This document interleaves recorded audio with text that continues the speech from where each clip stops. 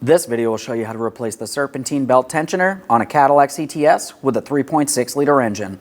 This will be located on the front of your engine. Let's get into it. Okay friend, let's get started on our job. To gain access to the belt, we're going to do a little digging. Let's start by removing the upper engine cover. To remove the upper engine cover, first you have to remove the engine oil cap. Take hold of that, we'll turn it counterclockwise. Once you have it removed, just a quick inspection of the seal. If it looks like it's damaged, you're going to want to replace that. I'm going to continue on taking hold of the engine cover. We'll lift it up and out of position. Reinstall the engine oil cap. We don't want anything making its way inside the engine oiling system. Now we want to continue making our way down in this area. So what we need to do next is prepare to remove the air inlet tube. If you are looking down along this area, next to where your power steering reservoir is, you can see that there's a small tube and a hose that leads down to this. I'm giving it a wiggle and lifting it up and out of place. Of course, once it's disconnected, just a quick inspection. We want to make sure it's not damaged in any way. This does look good, so I'm going to set it aside. Now to continue removing this, we have two clamps that we have to loosen. There's one up along the top near our throttle body, and there's one down a little lower next to the air filter housing. Let's start up top. To loosen these clamps, you can either use a flat blade screwdriver or an 8mm. I'm using an 8mm socket. Loosen the clamp enough that you can slide it out of place. Let's make our way to the next clamp. Let's take hold of that, slide it out of place. Just a quick inspection, you can see exactly where that hose was located. We'll set this aside. Now we can make our way down in this area. Now as we make our way down in this area, we can see where our AC belt tensioner is and the pulley.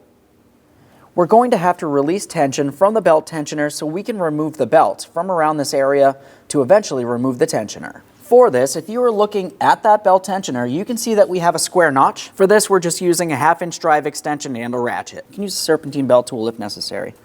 With that slid into position, we can turn this clockwise. As you see, it pivots. That releases tension from the belt. Now we can slide the belt off of pretty much any of these pulleys. Whichever one's easiest for you. I'm making my way all the way down to the bottom pulley. Let's remove our tool. Now moving straight up from where we just were with our tool, you can see the mounting bolt holding our tensioner in place. We'll use a 15mm to start loosening this bolt and removing the tensioner from the engine.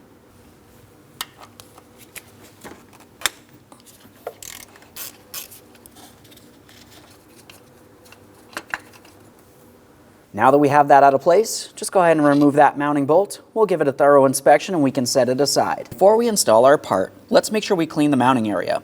I'm just going to use a clean rag. I don't want to use any detergents which might make their way onto my Serpentine belt.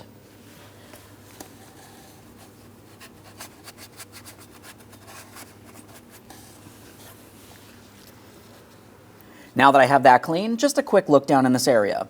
In the center, you can see that mounting port for our mounting bolt. As we look down diagonally towards the center of the engine, we can see there's another port. That's an alignment port for our alignment tab on the tensioner itself. So we'll just have a quick look at the tensioner. In the center, you have the bolt port, and then we have this tab that protrudes up. That's the alignment tab that fits into that port on the engine. Now with that said, let's take our mounting bolt. We're going to slide it through the port, all the way through. Let's get this in place on the engine. Now typically when I bring this down, I start in my mounting bolts first. Obviously, we'll have to pivot the tensioner into the proper placement before fully tightening this and eventually torquing it to 37 foot-pounds. Pivot that. There we go. That settles right in. Let's tighten that mounting bolt.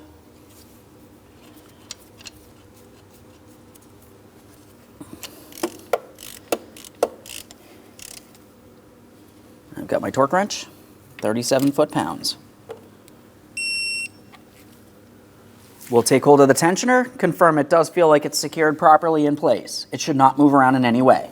Now we can prepare to install our AC belt. When we go to get this in position, of course it has to be in the proper orientation and routing, but when we do so, you're going to find that some of the pulleys are smooth pulleys, which would be the backing side of the belt. Other pulleys are going to have some grooves in them, and that's for the ribbed portion of the belt. As far as those ribbed portions, everything needs to be seated perfectly so you don't damage the belt. So we're just going to try to make sure that the belt is seated on the ribs that it needs to be on first, at least on some of these pulleys.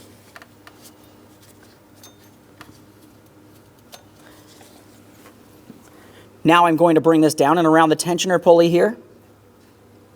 At this point, we're going to make our way back inside of this small square groove.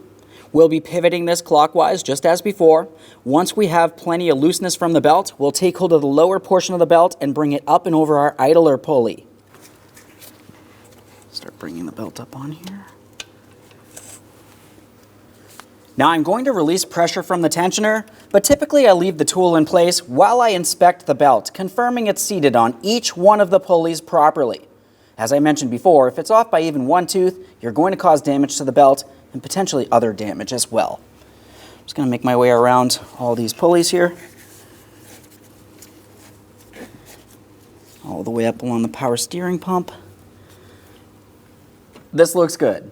Now obviously if yours was off a little bit, just make any adjustments as necessary and remove the tool when you're done. One last quick inspection in this area, and let's continue on to the installation of our air inlet system. Now as far as this air inlet, we're going to bring it down into position. We'll slide it onto the air filter housing. We'll slide it onto the throttle body. I'm pressing this all the way up against the throttle body as far as possible. While holding pressure, I'm going to tighten my clamp.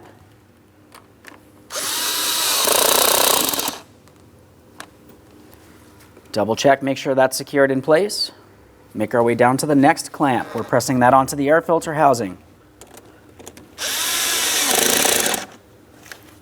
When tightening these clamps, you want to ensure that they do not strip or skip a tooth. If they do, you need to replace them. You don't want any dirty air making its way inside of the engine. Now we have our line with our hose at the end. That's going to slide down along the back side of this inlet. Press it down on as far as possible. Now just give it a little tug. It should not slide out of place. If it does, you can use a small wire tie if necessary. This looks good. Now we'll continue on with our engine cover. To install the engine cover, remove your engine oil cap. Counterclockwise for that. Now as we bring the cover into place, we're going to rest it along the top of the engine. You're going to find that there's a port on the cover. It needs to fit flush with this.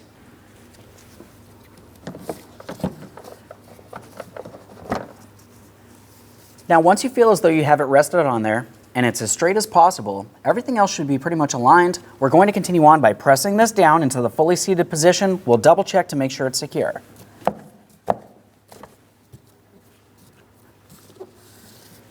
Reinstall the engine oil cap. Make sure that's secure as well so no moisture or debris make its way inside your engine oiling system. Okay friend, we finished our installation. Now the next thing we have to do is make our way inside of the passenger compartment. You're going to start the vehicle and let it run for approximately 5 seconds.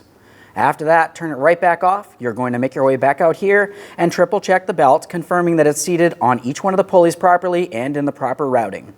Aside from that, you can go ahead and close the hood and take your vehicle for a road test. Thanks for watching. When only the best will do, demand TRQ. The only company that lets you view before you do.